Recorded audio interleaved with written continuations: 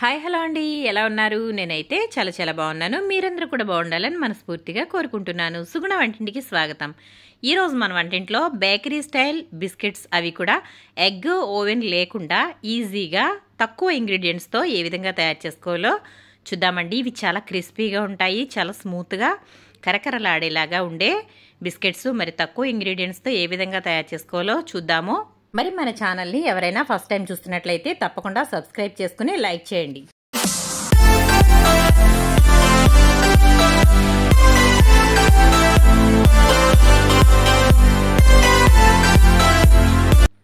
ముందుగా మనకి బిస్కెట్స్కి కావాల్సినవి బటర్ కావాలండి. నేనైతే ఇక్కడ ఇంట్లోనే ఓన్గా తయారు చేసుకున్న బటర్ అయితే వేస్తున్నాను. ఇది 4 స్పూన్ల వరకు ఉంటుంది. అంటే మనం కప్పు కొలతతో తీసుకున్నట్లయితే పావు కప్పు వరకు ఉంటుంది.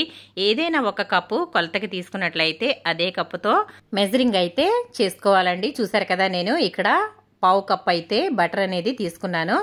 అలాగే చూడండి, ఇది ఒకసారి అంతా కూడా ఒకసారి ఈ విధంగా అనుకోవాలి. అంటే కరిగించుకునేటట్లుగా ఈ విధంగా బిస్కర్తో ఒకసారి బాగా కలుపుకోవాలి. ఇది కొంచెం లూజ్ అయితే అవుతుంది. అటువంటి సమయంలో మనం అదే కప్పుతో పావు కప్పు వరకు షుగర్ అయితే వేసుకోవాలి. నేను ఇక్కడ షుగర్ని మిక్సీ పట్టుకుని ఆ తర్వాత కొలత అయితే వేసుకుంటున్నానండి. మనం పంచదారని ముందుగానే కొలత వేసుకుని పౌడర్ చేసుకున్నట్లయితే అది మనకి షుగర్ అనేది ఎక్కువ అవుతుంది. కాబట్టి మనం పౌడర్ చేసుకున్న తర్వాతే కొలత వేసుకుని వేసుకోవాలి. ఇక్కడ చూసారు కదా, పావు కప్పు వరకు షుగర్ పౌడర్, అలాగే పావు కప్పు బటర్ అయితే వేసాను. అలాగే ఒక పావు కప్పు వరకు పాలు అయితే వేస్తున్నానండి. ఇందులో మనం చెప్పాను కదా, తక్కువ ఇంగ్రీడియంట్స్తో మనం బిస్కెట్స్ అయితే చేసుకోవచ్చు. చూసారు కదా, పాలైతే వేసుకున్నాను.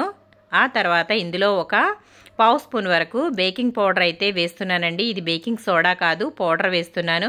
ఒకవేళ మీ దగ్గర బేకింగ్ పౌడర్ లేకపోతే బేకింగ్ సోడా కూడా వేసుకోవచ్చు. ఇదంతా కూడా ఒకసారి బాగా కలుపుకోవాలి. ఇవన్నీ కలిసేలాగా కలుపుకోవాలి. ఆ తర్వాత మనం అదే కప్పుతో మైదా అయితే తీసుకుంటున్నానండి. నేను ఇక్కడ మైదా అయితే వేసుకుందాము. కొలత ఇదే మాదిరిగా పర్ఫెక్ట్గా ఉండాలండి. ఇంకా కొలత ఎక్కువ అయితే గనక మనకి కొంచెం తేడా అయితే వస్తుంది. ఎందుకంటే మనం షుగర్ కానీ అలాగే బటర్ కానీ ఎక్కువగా వేసుకోకూడదు. మనకి ఈ కప్పుకి ఇది అయితే పర్ఫెక్ట్గా సరిపోతుంది. చూసారు కదా, ఈ విధంగా అయితే మనకి పిండి అయితే తయారైపోయింది. ఇప్పుడు మనమైతే బిస్కెట్ తీసేసి చేత్తో ఒకసారి బాగా పిండిని కలుపుకోవాలి. ఇది చపాతీ పిండి మాదిరిగా అవ్వాలి. ఆ విధంగా వచ్చే వరకు మనం చేత్తో అయితే పిండిని బాగా కలుపుకుందామండి. చూడటానికి పిండి అయితే మంచి సాఫ్ట్గా అయితే తయారైంది. ఇది బాగా చేత్తో అయితే కలుపుకుందాము. ఇలా అయితే కలుపుకుంటూ పిండి అంతా కూడా చక్కగా కలుపుకోవాలి.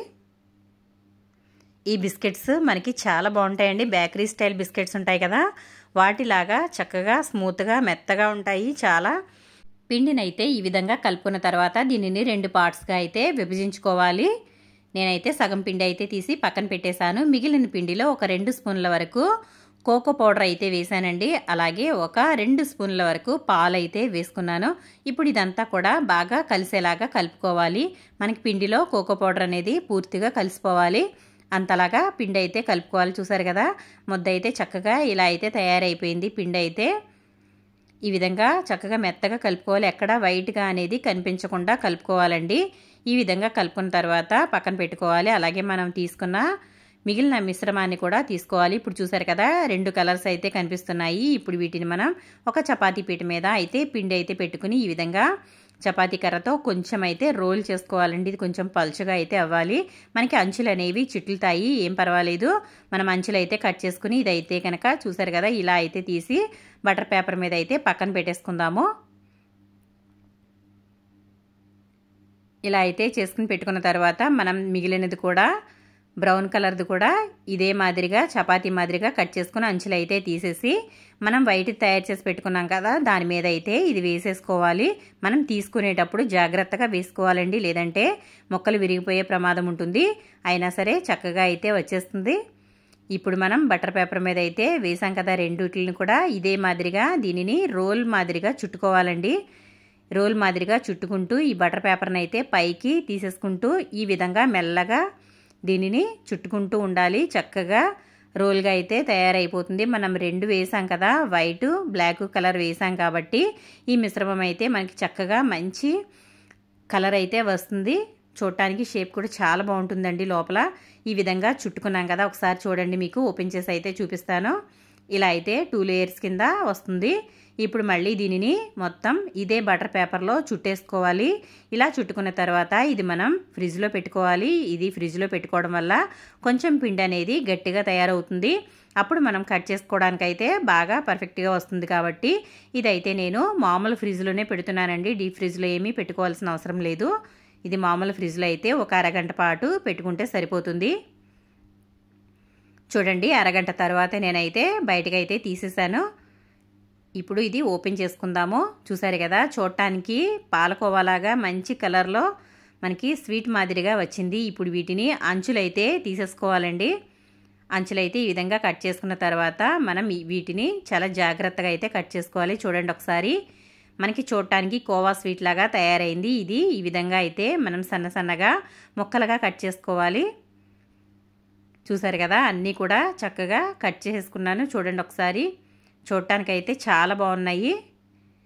మనకి కోవా స్వీట్ మాదిరిగా ఉన్నాయి కదా. ఇలా అయితే అన్నీ కూడా కట్ చేసుకోవాలి. మనం ఎంత అయితే కావాలో అంత అయితే ఈ విధంగా బిస్కెట్ మాదిరిగా తయారు చేసుకోవాలండి. వీటిని కొంచెం వేసుకునేటప్పుడు జాగ్రత్తగా పెట్టుకోవాలి. ఎందుకంటే మనకి లేయర్స్ పెట్టుకున్నాం కాబట్టి ఇది విడిపోయే ప్రమాదం ఉంటుంది. నేనైతే ఇక్కడ ఎయిర్ ఫ్రైయర్లో అయితే వీటిని బేక్ చేస్తున్నాను. ఈ విధంగా ఎయిర్ ఫ్రైయర్లో బటర్ పేపర్ అయితే వేసేసాను. బటర్ పేపర్ వేసిన తర్వాత మనమైతే దీంట్లో ఎన్ని అయితే పడతాయో అన్ని అయితే సర్దేసుకోవాలి. ఇలా అయితే నేను ఇందులో పెట్టేసుకున్నాను. ఇది మనం ఎయిర్ ఫ్రైయర్లో అయితే పెట్టేసుకుందాము. మీకు మామూలుగా కూడా ఏ విధంగా వేసుకోవాలో కూడా చూపిస్తాను. ఈ విధంగా ఒక స్టాండ్, అలాగే ఒక ప్లేటు, అలాగే ఒక బటర్ పేపర్ తీసుకోవాలండి. ఇప్పుడు ఈ బటర్ పేపర్ మీద మనం మిగిలినవన్నీ కూడా దీని మీద అయితే పేర్ చేసుకుందాము. నేను ఇక్కడ ప్లేటు ఇది ఉంది కాబట్టి తీసుకున్నాను. మీరు మామూలు ప్లేట్ అయినా నార్మల్ ప్లేట్ అయినా తీసుకోవచ్చండి.